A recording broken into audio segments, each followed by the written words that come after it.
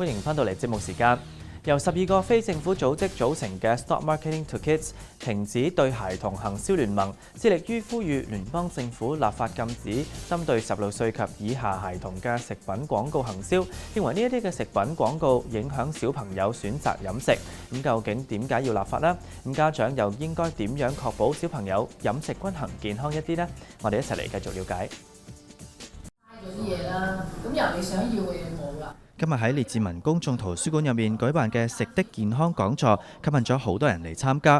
咁內容係由營養師嚟話俾大家聽點樣去計劃健康營養嘅餐單，而呢一個正係好多現代家庭所需要嘅。南瓜銀耳豆漿。擔任註冊營養師已經8年嘅姚婉芬就提到，均衡嘅一餐需要包含3至4組嘅食物組別。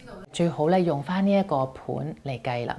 嗱，一半嘅時候咧，我哋希望都係蔬菜嚟嘅。咁我哋建議每日咧最好揀一樣深綠色有葉嘅菜啦，同埋另外一種顏色嘅蔬菜，譬如係番茄啊、南瓜啊、椰菜花等等。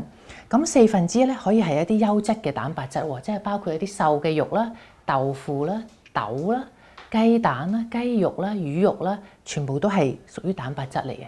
咁另外1/4咧就係一啲我哋叫做碳水化合物、含碳水化合物嘅食物啦，就係包括我哋嘅粥粉麵飯啦。咁最好咧都係一啲全穀嘅選擇。咁呢一餐嚟計咧就好均衡啦。你可以呢把你自己喜歡嘅水果蔬菜掛在這邊。不過，就算家庭喺準備食物嘅時候好均衡，但係小朋友食唔食成日都係另一項難題。例如係之前嘅嗰一場親子營養團入面，家長就提出喺屋企為小朋友準備食物嘅時候所面臨嘅一啲挑戰。怎麼都不吃哈？把它水果或者蔬菜打成蔬果汁，是可以代替這些原來的這些。就是吃很少的量。對。那可是我覺得又逼不了他吃東西。對。可能其他家長擔心孩子胖，我擔心我的兩個很瘦。對。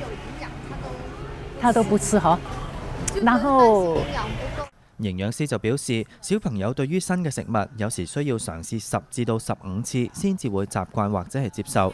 佢建議家長要做好榜樣，咁平時都要選擇希望小朋友食嘅食物，並且喺屋企都煮呢一啲嘢嚟食。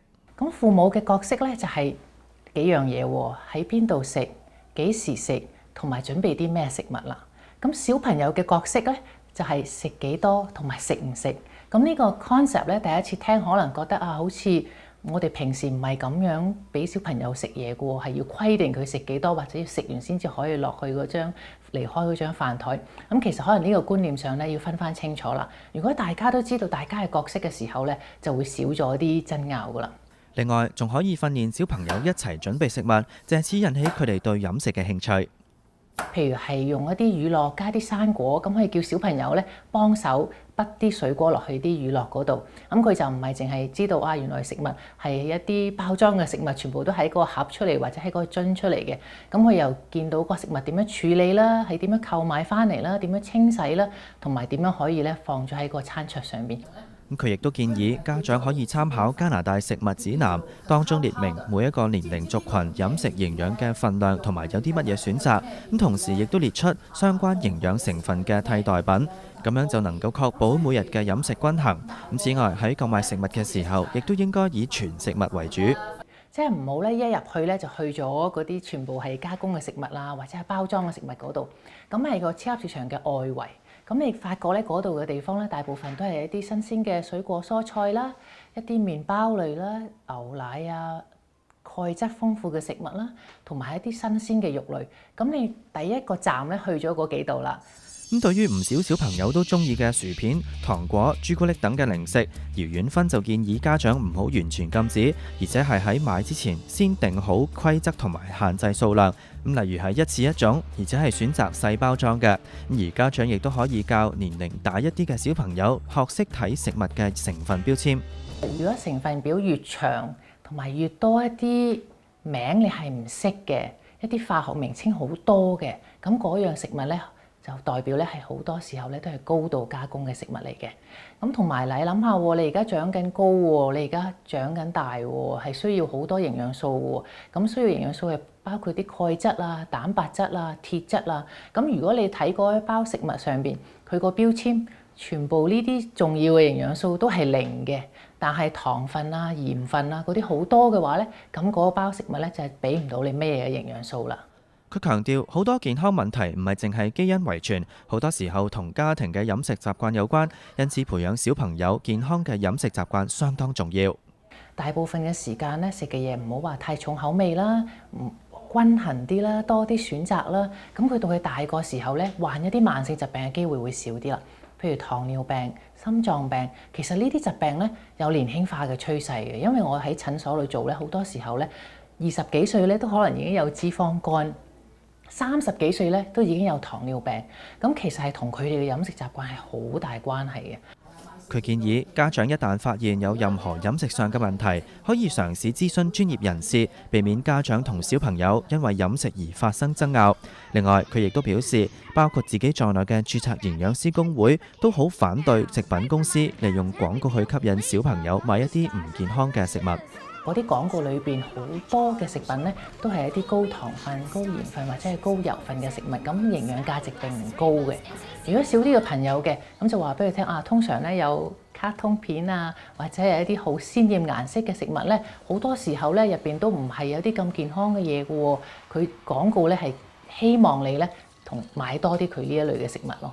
咁但係咧對小朋友嚟講咧，可能佢哋又會覺得嗰個電視嗰個廣告咧係同佢哋講嘅，係叫我去買呢一樣嘢。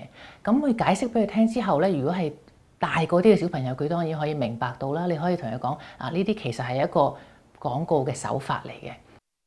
因此，包括心臟及中風基金會以及兒童肥胖基金會在內嘅12個非政府組織組成呢一個 Stop Marketing to Kids 停止對孩童行銷聯盟，並達成一個名為 Ottawa Principle 渥太華原則嘅共識，呼籲聯邦政府立法禁止食品公司針對16歲以下孩童進行廣告行銷。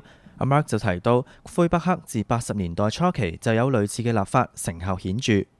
Their legislation is a bit different though. They ban all marketing to kids, so it's not just food and beverage advertising, it's all marketing. So toys, electronics, anything like that. So, but they're starting to reap the benefits of doing that, because what they're seeing is there's a less of a propensity to buy fast food in Quebec, probably 13% less than elsewhere in Canada.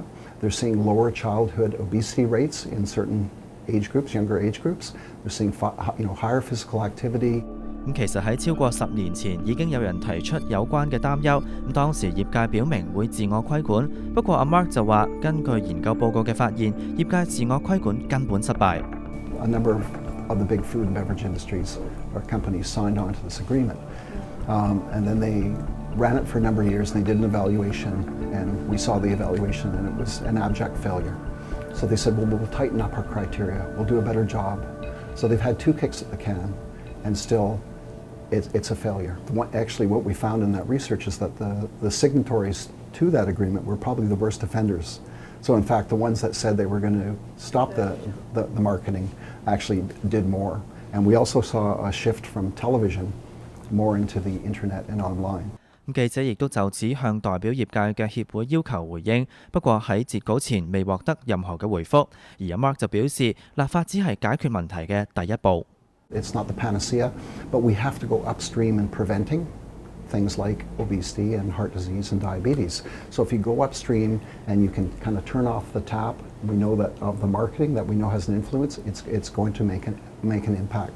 We have food security issues. We've got to make food more accessible, more affordable. We have to get people to return to their roots, cooking with whole foods, understanding health literacy and media literacy. 阿 Mark 表示，總理杜魯多早前亦都已經要求聯邦衛生廳長對食品公司作出相關限制。不過喺舊年9月，嚟自卑斯省嘅上議員 Nancy Green-Rain 提出 S228 法案，名為《兒童健康保護法案 Child Health Protection Act》，立法禁止食品公司針對13歲以下嘅兒童推銷產品。The hope is that the recommendations from the government will go back to the Senate and to that bill, and they'll make modifications to that bill to make it a bit stronger. And one of the things that I believe the government has asked of the Senate to contemplate is to raise the age limit from the age of 12 to the age of 16. And that makes sense. We need that extra protection for youth because youth are on their smartphones and their tablets and the internet. So it makes more sense to extend that protection to the age of 16 until kids really, they've got the psychological and the mental equipment, if you will, to be able to be critical and understand more about the intent of marketing and make healthy decisions. 咁對於未來法案可能會獲得通過，黃佩玉同 Brenda 都表示贊同。咁如果立法嘅，咁都好啊嚇，咁即係如果佢做到嘅話，咁我哋都贊成嘅，咁就加埋教育啦，咁啊更加係完美啦。But it's even more important that what they learn at home doesn't get directly contradicted as soon as they walk into a supermarket or as soon as they, turn on the television and see commercials advertising foods that, their mom and dad might not be serving them. Is hard. It's confusing for them and it can be really hard for parents as well.